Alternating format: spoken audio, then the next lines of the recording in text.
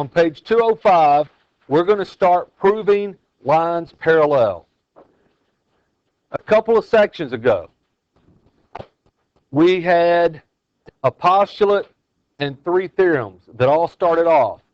If 2 parallel lines are cut by a transversal, and then the conclusions were, then each pair of corresponding angles is congruent, each pair of alternate interior angles is congruent, each pair of alternate exterior angles is congruent, and the one that was a little different, each pair of consecutive interior angles is supplementary. So what we would start with is we would have parallel lines and a transversal, and then we would conclude things about those special pairs of angles.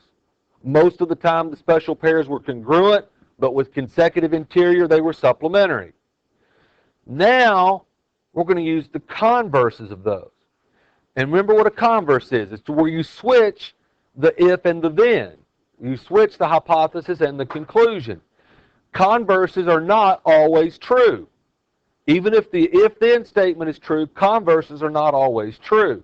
In this case, they are, which means it works out kind of nice. So we're going to use these properties, postulates, and theorems to prove that 2 lines are parallel. And we'll start on page 205. It's the converse of the corresponding angles postulate. It says if 2 lines are cut by a transversal so that corresponding angles are congruent, then the lines are parallel. Now, do you see how that's the converse of what we had before? Before, if we had parallel lines, then the corresponding angles are congruent. Now we're saying if the corresponding angles are congruent, that means the lines have to be parallel. Okay? So parallel lines and corresponding angles congruent go together no matter which one you know first. If you know the lines are parallel, you conclude the corresponding angles are congruent.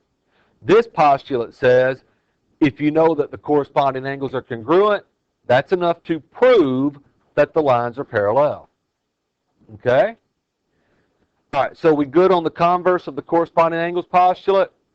Now, how would we use it? In its simplest form, if we knew that the measure of that angle was 100 and the measure of that angle was 100, we'd say, hey, look, we've got 2 lines cut by transversal, and that one pair of corresponding angles are congruent.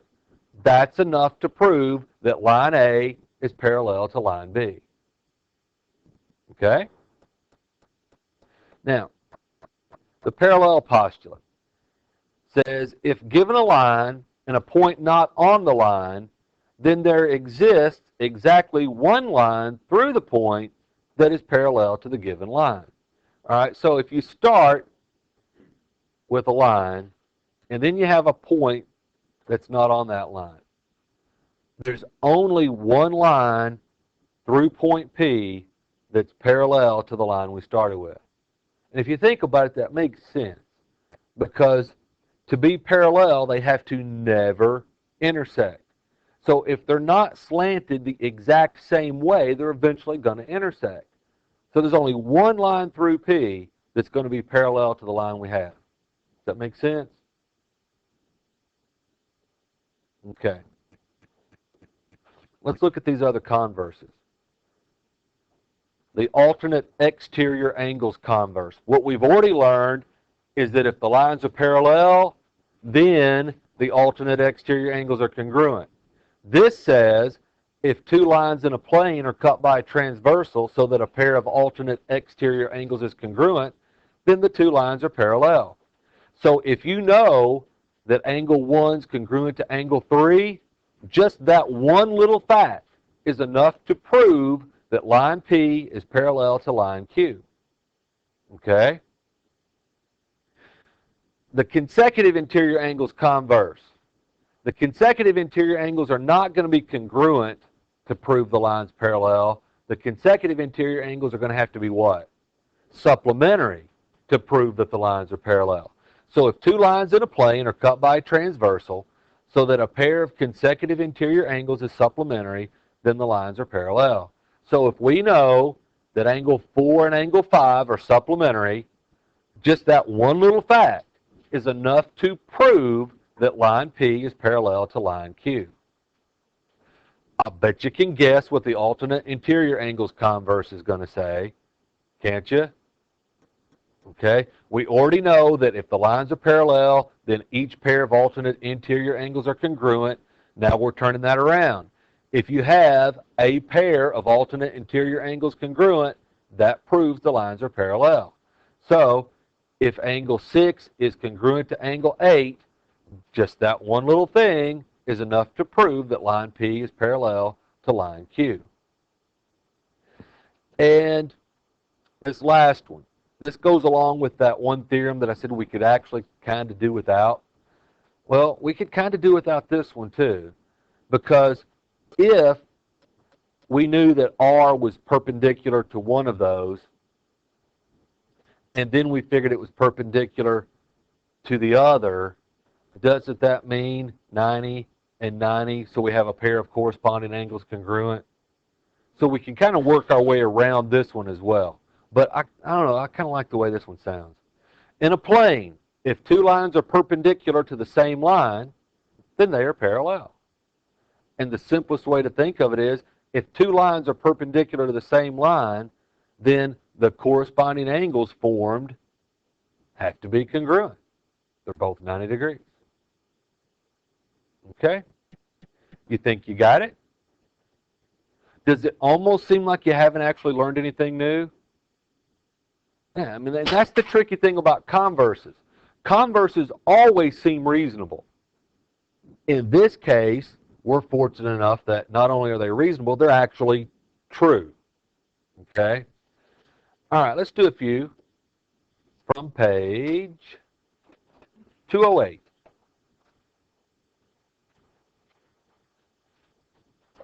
Given the following information, determine which lines, if any, are parallel. State the postulate or theorem that justifies your answer. So if we look at the figure here, we're told that angle 1 is congruent to angle 3. Now, angle 1 and angle 3 are corresponding angles. And whenever you have a pair of corresponding angles congruent, that proves the lines are parallel. The thing you have to tell here is which lines. And it's actually very easy to tell. Does line M have anything to do with angle 1 or angle 3? So ignore it. So if all that's gone, doesn't L have to be the transversal? Therefore, line J and line K are the parallel ones. So the answer for number 1, line J is parallel to line K.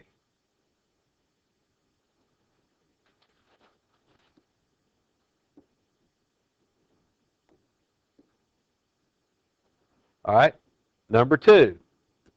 This time they tell us that angle 2 is congruent to angle 5. Can't we ignore line M again?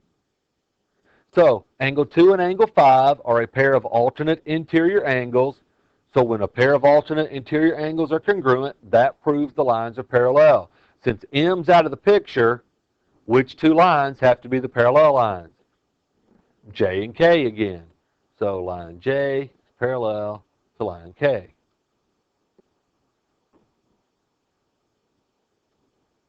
Number 3, angle 3 is congruent to angle 10. Which line do we have to ignore this time? Ignore J. So angle 3 and angle 10 are a pair of alternate exterior angles. A congruent pair of alternate exterior angles, is that enough to prove that lines are parallel? Sure is. So which two lines have to be parallel this time? L and M. K is the transversal, so line L is parallel to line M.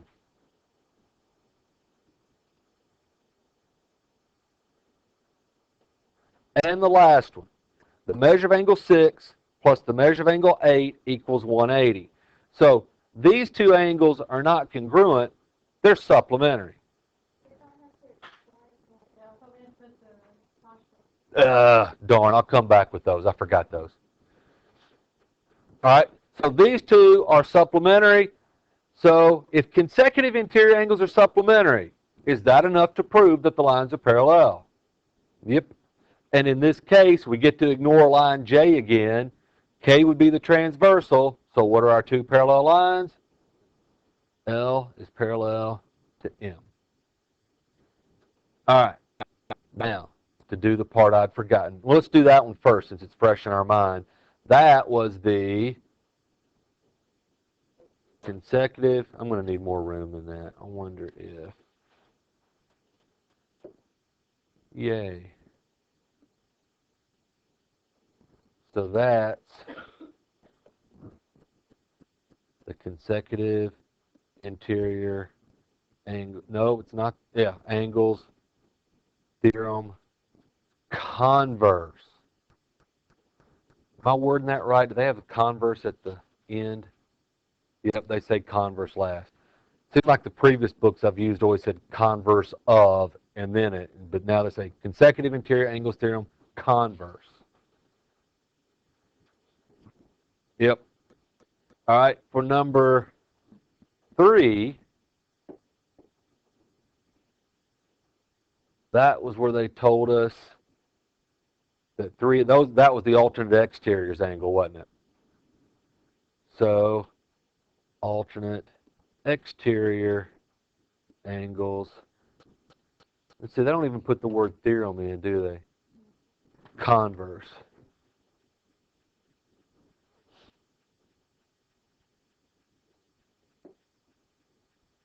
All right, number 2, that was angle 2 and angle 5. They were alternate interior angles. So alternate interior angles converse. And number 1, that was 1 and 3. They were corresponding angles. So corresponding angles. How's that titled exactly? And then see, now that one says converse of corresponding angles. All right, let's do them all the same. Let's call it corresponding angles converse.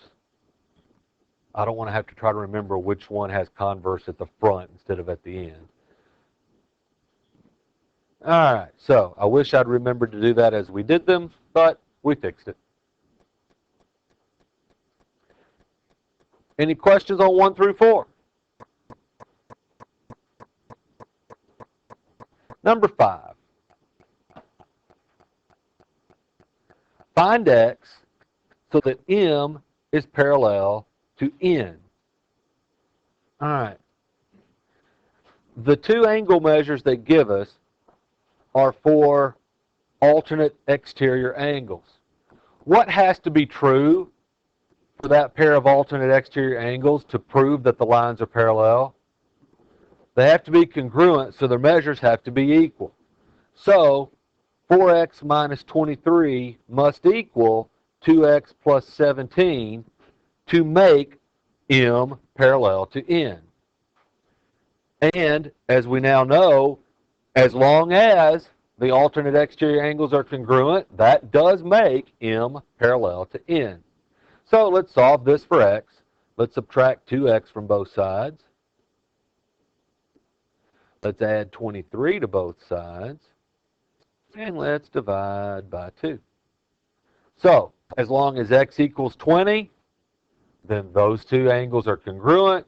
And if those 2 angles are congruent, that proves that M is parallel to N. All right? One more. Y'all ready? Is it possible to prove that the backrest and footrest of the lounging beach chair are parallel? If so, explain how. If not, explain why not. All right, now, the key to this one is the same thing that was bothering some of you a couple sections ago. You got to extend some lines, okay? So look, I'm going to take the edge of the backrest, extend it, footrest, extend it, transversal, extend it. So now they labeled the 135 in the wrong place, in my opinion. It should go right there, shouldn't it? So the 135 here and the 135 here are a pair of alternate interior angles. They're congruent. Does that prove the lines are parallel? Yeah. So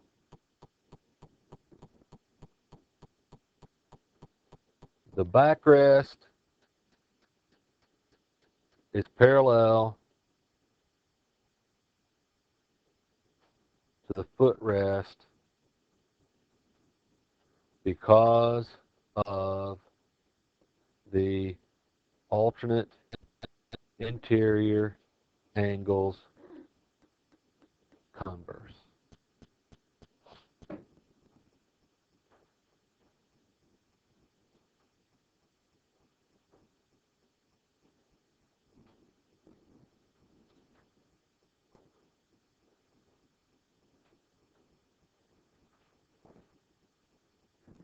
Any questions?